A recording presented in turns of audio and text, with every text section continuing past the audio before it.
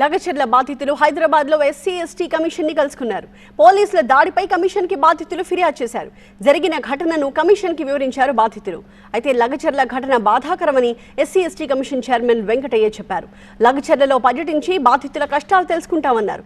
చట్ట ప్రకారం దోషులపై చర్యలుంటాయని SC ST commission chairman Venkataiah ప్రకటించారు. ఎస్సీ ఎస్టీ కమిషన్ కొడంగల్ నియోజకవర్గంలో పర్యటించాలని కోరారు బీఆర్ఎస్ నేత ఆర్ఎస్ ప్రవీణ్ కుమార్. దాడి చేసిన పోలీసులపై ఎస్సీ ఎస్టీ అట్రాసిటీ కేసు పెట్టాలని డిమాండ్ చేశారు. కమిషన్ సభ్యులు జైల్లో ఉన్న వారి బాధలు వినాలని కోరారు ఆయన. ఈ రోజు ఉదయం కూడా 5 మందిని పోలీసులు అరెస్ట్ చేసింది. మేము ఇక్కడ కమిషన్కి వస్తున్నాం. ఇది రాజ్యాంగబద్ధమైన సంస్థ. మరి ఇదొక కోర్టు, ఇక్కడ న్యాయం జరుగుతుంది. కోర్టుకు వచ్చే కుటుంబాలను వీళ్ళు అక్కడ పోతారని చెప్పి భయప్రాంతులు చేయడం కోసం ఊర్లో ఈరోజు ఉదయం 5 మందిని మళ్ళీ పికప్ చేసుకొని పోయినారు. సో అది మీ దృష్టికి తీసుకొస్తున్నా. ఇప్పుడు అర్జెంటుగా మా అందరి తరఫున మీకు విన్నపం ఏంటంటే, దయచేసి ఫుల్ కమిషన్ ఒకసారి కొడంగల్లో ఈ లగచర్ల దాని చుట్టుపక్కల తండాలన్నీ దయచేసి విజిట్ చేయండి. ఇలా వీళ్ళందరూ చాలా భయంతో ఉన్నారు. ఈ అమ్మాయి ప్రెగ్నెంట్ ఉన్నారు.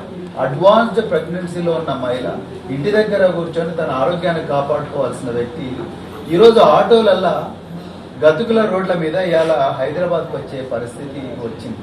భయాందోళనతో ఆమె ప్రాణాలకు ఆమె ఆరోగ్యానికి కూడా ప్రమాదం అయ్యే పరిస్థితి ఉన్నది.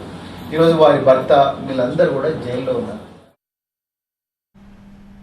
తమ భూములు లాక్కోకుండా తమ బతుకు తమను బతకనివ్వాలి అంటూ కోరుతున్నారు లగచర్లకు చెందిన ఒక మహిళ.